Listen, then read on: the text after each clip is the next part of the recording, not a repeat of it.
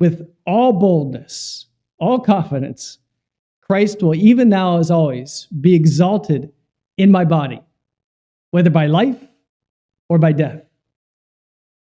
His shame was not exalting and proclaiming Christ.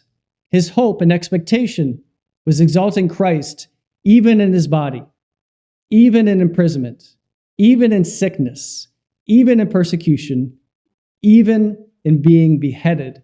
Christ was exalted. And this, for Paul, was deliverance. This is important for us to understand as believers, that this is a blessing, a confidence, and deliverance for us.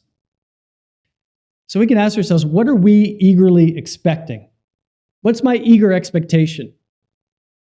Is it that I'm exalted, that I'm separated from my circumstances, or that Christ is exalted in my circumstances?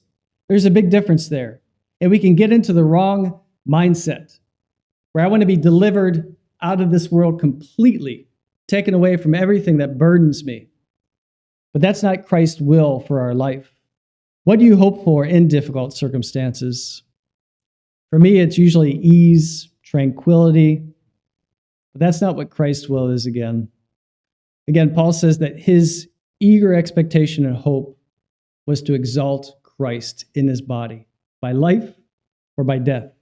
That's to be our hope for deliverance in this life, a bold exaltation of Christ. Not just to proclaim Christ, not just to exalt Christ, not just to claim Christ, but a bold exaltation of Christ. And this can only happen in difficult circumstances. It can't happen apart from conflict, turmoil, and circumstances that overwhelm you and push you beyond your own limits.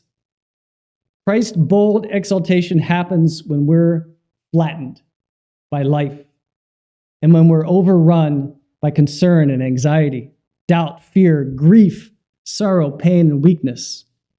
When I really truly understand that I'm inadequate on my own, that's when Christ is exalted. That's when my hope and expectation is for Christ to be boldly proclaimed by what I'm going through.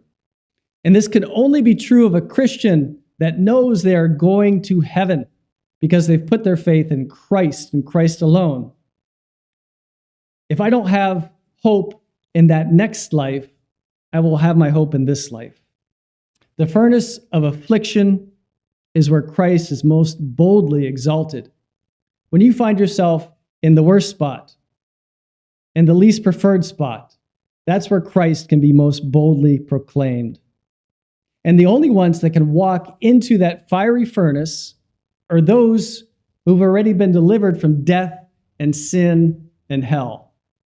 I'm not willing to walk into that trial if I haven't already had stored up for me treasure in heaven, an eternal inheritance. If I know that, if I'm confident of that, I will go into that furnace willingly if Christ is exalted, because he already won for me eternity in heaven.